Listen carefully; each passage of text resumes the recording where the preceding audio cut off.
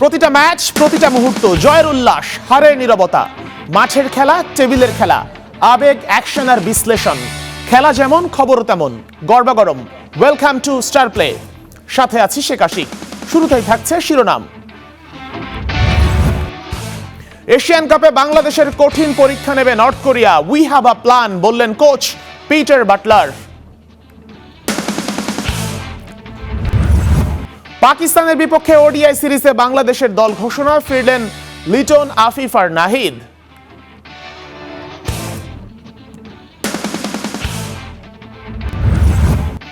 আসন্ন সিরিজে পাকিস্তানকে হারাবে বাংলাদেশ বলছেন ব্যাটিং কোচ মোহাম্মদ আশরাফুল।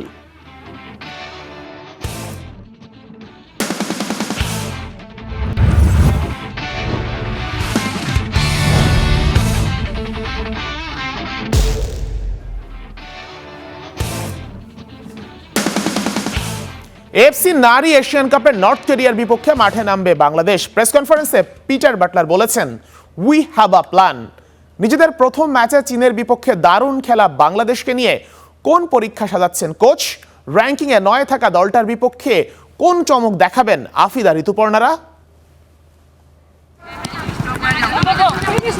শক্তিশালী নর্থ কোরিয়ার বিপক্ষে বাংলাদেশের প্ল্যান কি? ম্যাচের আগে কখনোই নিজের প্ল্যান খুব বেশি ডিসকাস করেন না পিটার বাটলার। এবারও তার ব্যতিক্রম হলো না, তবে জানিয়ে দিলেন, নিশ্চিত থাকুন, প্ল্যান ছাড়া আমরা অবশ্যই মাঠে নামবো না। আমরা অবশ্যই কালকের ম্যাচে একটি ইতিবাচক প্রভাব ফেলতে চাই, তবে এটাই সব নয়। পার্থে আমাদের তৃতীয় ম্যাচ রয়েছে, তাই কিছু বাধ্যতামূলক পরিবর্তন এবং কৌশলগত পরিবর্তন থাকবে। তবে ম্যাচের আগের দিন সকালের আগে নিশ্চিত করে কিছুই বলা যায় না, যদি কেউ চোট পায়। আমাদের একটি নির্দিষ্ট পরিকল্পনা আছে এবং আমি আপনাকে নিশ্চিত করছি যে আমরা কোনো পরিকল্পনা ছাড়া মাঠে নামবো না। পরিকল্পনা না জানালেও র্যাঙ্কিংয়ে 9 থাকা নর্থ কোরিয়ার বিপক্ষে একাদশে পরিবর্তনের আভাস। সেই সাথে প্রথম ম্যাচে দলের তুরুপের তাস মিলি আক্তারকেও পিটার বাটলার ভাসিয়েছেন প্রশংসায়। হেড কোচের চোখে মিলি যেন জনপ্রিয় মার্কিন রকস্টার এলভিস প্রিসলি।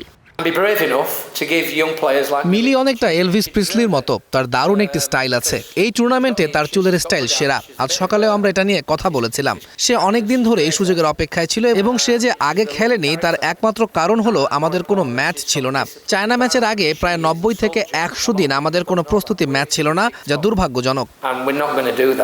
তরুণ ফুটবলার মিলির মতোই দলের বাকিদেরও বেশিরভাগেরই বয়স কম, অভিজ্ঞতা কম। তবুও চীনের মতো শক্তিশালী দলের বিপক্ষে চোখে চোখ রেখে লড়েছে বাংলার বাঘিনীরা। তাতেই স্বপ্ন দেখছেন অনেকেই, এই ম্যাচ জিতে কোনোভাবে কি কোয়ার্টার ফাইনালে যাওয়া সম্ভব?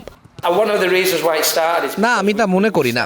আমি প্রতিটি ম্যাচকে সেভাবেই দেখি যেভাবে তা সামনে আসে, এবং যেমনটি আমি বলেছি, আমি বারবার একই কথা বলতে চাই না। আমরা এখানে আকাশকুসুম কল্পনা নিয়ে আসিনি যে আমরা বিশ্বকাপে কোয়ালিফাই করতে যাচ্ছি। আমি এটা ভাবতে চাই যে প্রতিটি ম্যাচে এই মেয়েরা উন্নতি করবে, তারা শিখবে। এটি তাদের জন্য শেখার একটা দারুণ সুযোগ। আমি মনে করি আপনাকে বাস্তববাদী হতে হবে এবং নিজেকে জিজ্ঞাসা করতে হবে, আমরা কি আমাদের পারফরমেন্সে আরো উন্নতি করতে পারি? হ্যাঁ, অবশ্যই পারি। হেড কোচের মতোই বাস্তববাদী অধিনায়ক আফিদা খন্দকারের কণ্ঠেও একই সুর। আমরা অবশ্যই চেষ্টা করব যে আমরা ভালো খেলবো, বাকিটার রেজাল্ট তো বলেই দিবে যে কি হয় না হয়। বুকে সাহস, মনে দৃঢ় প্রত্যয়, হারার আগে হেরে যাওয়া নয়। অস্ট্রেলিয়ায় আরও একটা দারুণ ম্যাচ উপহার দেওয়ার অপেক্ষায় বাংলাদেশ জাতীয় নারী ফুটবল দল। Tanjim Oishim, Star News. শক্তির দিক থেকে অনেকখানি এগিয়ে নর্থ কোরিয়া, তবে খেলার স্টাইলে সবার নজরও টেনেছে বাংলাদেশ দল। পিটার বাটলারের দল চীনের চোখে চোখ রেখে লড়েছে। নর্থ কোরিয়ার বিপক্ষেও সাহসী ফুটবল উপহার দিতে চান আফিদারা। অস্ট্রেলিয়া থেকে জানাচ্ছেন হাসান মাহাদি। পিটার বাটলারকে কি বলতে চান? বাজিগর। যদি বাজিগর বলা হয়, কোনো অংশেই কম বলা হবে না। আর বাংলাদেশ জাতীয় নারী ফুটবল দলকে এক্স্যাক্টলি উইমেন্স এশিয়ান কাপের প্রথম ম্যাচে বাংলাদেশ দল চায়নার কাছে হেরেছে, কথা সত্য, 2-0 গোলে হেরেছে। কিন্তু ম্যাচ হারার পরেও বাংলাদেশের মেয়েরা, ঋতুপর্ণা, আফিদারা জিতে নিয়েছে অস্ট্রেলিয়ানদের মন। এত চমৎকার ফুটবল অস্ট্রেলিয়ানরা কবে চায়নার বিপক্ষে খেলেছে তারা নিজেরাও যেমন বলতে পারে না, একই সাথে মাঠে বাংলাদেশের মেয়েদের রেজিলিয়েন্স, তাদের আক্রমণাত্মক মনোভাব, যেভাবে চায়নাকে তারা ডিফেন্ড করেছে, যেভাবে বারে বারে তাদের গোলসীমানায় গিয়ে আক্রমণ করেছে, সেটা সত্যি প্রশংসার দাবি রাখে এবং অস্ট্রেলিয়ানরা উচ্ছ্বসিত প্রশংসা করছে। আগামীকালকে বাংলাদেশের প্রতিপক্ষ ঠিক চায়নার চেয়েও ফিফা র্যাঙ্কিংয়ে আরও 2 ধাপ এগিয়ে থাকা দল North Korea. Exactly North Korea 3 বারের এশিয়ান কাপ চ্যাম্পিয়ন, ওয়ার্ল্ড র্যাঙ্কিংয়ে নাম্বার 7, বাংলাদেশের চেয়ে 103 ধাপ এগিয়ে। তবে মাঠের ফুটবলে বাংলাদেশের চেয়ে যোজন যোজন এগিয়ে থাকা দলের বিপক্ষে বাংলাদেশ ঠিক যেই মানের ফুটবলটা খেলছে সেটা সত্যিকার অর্থেই বাংলাদেশকে এই টুর্নামেন্টের নবাগত নতুন সেভাবে আর প্রতিপক্ষ ট্রিট করছে না। বাংলাদেশ দলকে নিয়ে প্রতিপক্ষ এতই সতর্ক যে কোনো একটু ভুলচুক হলেই যে বাংলাদেশের কাছে ম্যাচ হেরে যাওয়া সম্ভব সেটা প্রতিপক্ষের কোচ ক্যাপ্টেনরা স্বীকার করছে। বাংলাদেশ কোচ পিটার বাটলার তিনি কিন্তু দলটাকে যেভাবে রেডি করেছেন, যেই ফরমেশনে খেলাচ্ছেন, ঠিক যেভাবে প্রতিপক্ষকে অ্যানালাইসিস করছেন সেটা সত্যিকার অর্থেই মাঠের ফুটবলে ফুটে উঠছে। তবে তিনি তার খেলার ছন্দ, গতি এবং কৌশলে বড় কোনো পরিবর্তন আনতে চান না। তিনি একটা কথা বলেছেন, we have a plan. Exactly we have a plan. তার একটা প্ল্যান আছে। সেই প্ল্যানটার অন্যতম কারণ হচ্ছে উজবেকিস্তান এবং নর্থ কোরিয়ার ম্যাচে দুই দলেরই আমরা দেখেছি ফুলব্যাকরা কিন্তু খুব বেশি জায়গা শাফল করে। তারা ট্রানজিশনে খুব কুইক এবং যখন অ্যাটাকে যায় তখন একই সাথে উপরের দিকে ওঠে এবং যখন রক্ষণে দরকার পড়ে তখন তারা একই সাথে নিচের দিকে নেমে আসে। সুতরাং এই দুটা উইং সার্কিটকে ঠিক কিভাবে ব্রেক করা যায় সেই ছক তিনি কষে রেখেছেন। সব কিছু মিলিয়ে বাংলাদেশ দল এই মুহূর্তে ঠিক যেরকম শেপে আছে, ঠিক যেই মোমেন্টামে আছে, সেই মোমেন্টামটা নর্থ কোরিয়ার বিপক্ষেও মাঠের ফুটবলে দেখাতে চায়।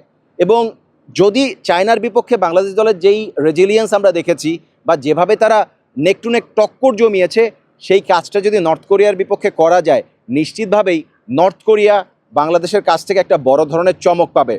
মাঠের পরীক্ষায় বাংলাদেশ কি করবে সেটার প্রমাণ কিছুটা পাওয়া গেছে।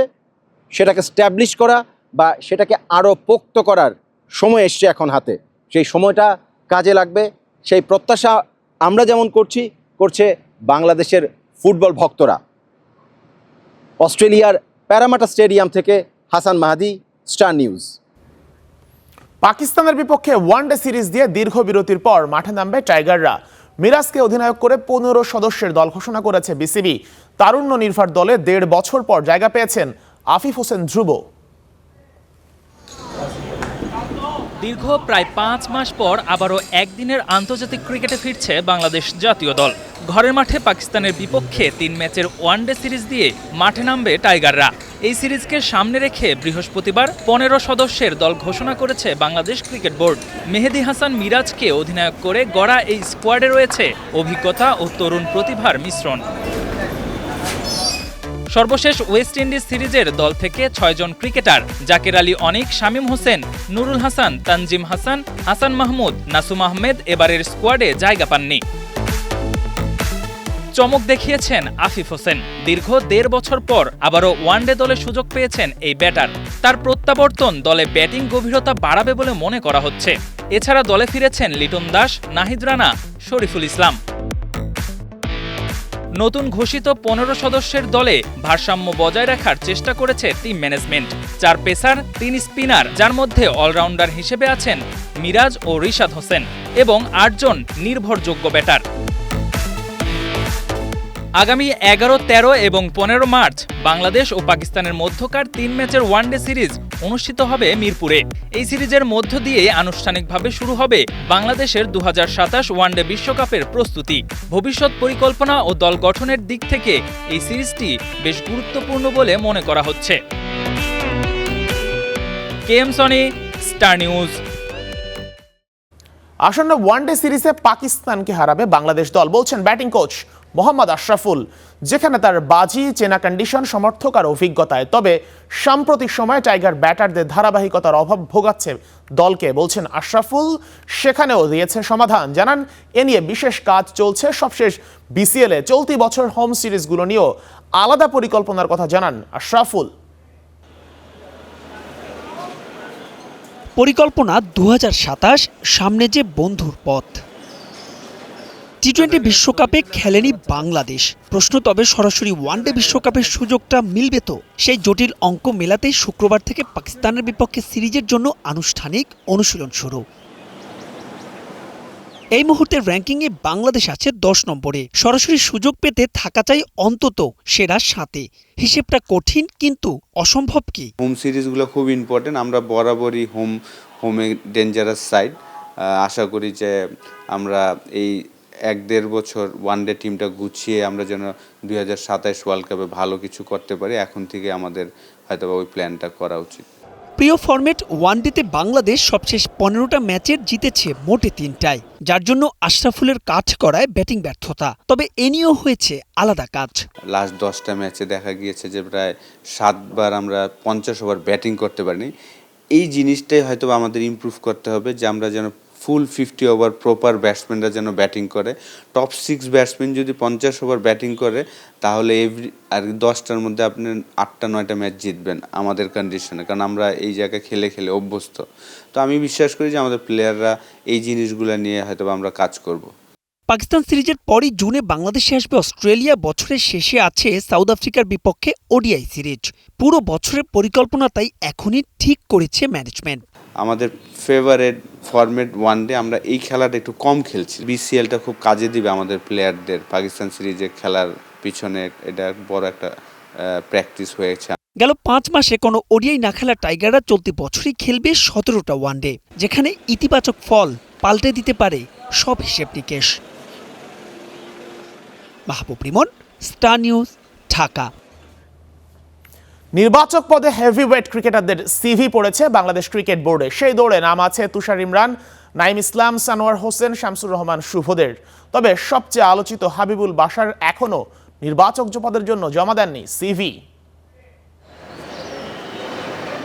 এবারই প্রথম বিজ্ঞাপন দিয়ে নির্বাচক খুঁজতে নেমেছে বাংলাদেশ ক্রিকেট বোর্ড, আর তাতে অভূতপূর্ব সাড়াও পাচ্ছে বিসিবি। সিভি খুব বেশি না পড়লেও সাবেক ক্রিকেটাররা আগ্রহ দেখাচ্ছেন নিজ জায়গা থেকে। এই তালিকায় সবার উপরেই থাকবে তুষার ইমরানের নাম। 21 বছরের ক্রিকেট ক্যারিয়ার, ঘরোয়াতে 11,000 রানের মালিক। বাংলাদেশের উঠতি ক্রিকেটার আর ক্রিকেট কাঠামো বেশ ভালোভাবেই চেনা, তাই তো তুষার ইমরান হতে পারেন বিসিবির অন্যতম পছন্দ।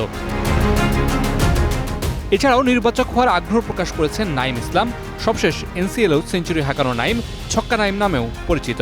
প্রথম শ্রেণীর ক্রিকেটে আছে 11,000 রান। তিনিও ভাবনায় আছেন বিসিবির। আলোচনায় আছে সাবেক ক্রিকেটার সানোয়ার হোসেন, শামসুর রহমান শুভদের নামও। তবে বিসিবি থেকে নিশ্চয়তা না পেলে সিভি জমা দেওয়ার সম্ভাবনা কম শামসুর রহমানের। তবে সবচেয়ে আলোচিত নাম হাবিবুল বাশার সুমন এখন পর্যন্ত সিভি জমা দেননি বিসিবিতে। প্রথমে বিসিবি থেকে প্রস্তাব দেওয়া হলেও পরে নিজেদের অবস্থান থেকে সরে আসে বোর্ড। সেখান থেকে গ্রিন সিগন্যাল না পেলে সিভি না দেওয়ার সম্ভাবনাই বেশি বাশারের। এছাড়াও সাজ্জাদুল আলম শিপনের সাথে যোগাযোগ করা হয়েছিল বিসিবি থেকে, তবে তিনি সিভি দেওয়ার বিষয়ে আগ্রহ প্রকাশ করেননি। Mamunur Rashid, Star News, Dhaka. ফ্র্যাঞ্চাইজিগুলো নিয়ে আবারও বিপাকে পড়েছে বিসিবি। ঢাকা ক্যাপিটালসের কাছে পাওনা টাকায় আদায়ে এবার কঠোর পদক্ষেপ নেবে বাংলাদেশ ক্রিকেট বোর্ড। ক্রিকেটারদের পারিশ্রমিক না দিলে ঈদের আগেই জামানতের টাকা ভাঙিয়ে দেয়া হবে পুরো দলকে। এদিকে পরবর্তী আসরেও নতুন ফ্র্যাঞ্চাইজির হাতে ঢাকাকে তুলে দেওয়ার সিদ্ধান্ত বিসিবির। রেদওয়ান শাওনের রিপোর্টে বিস্তারিত।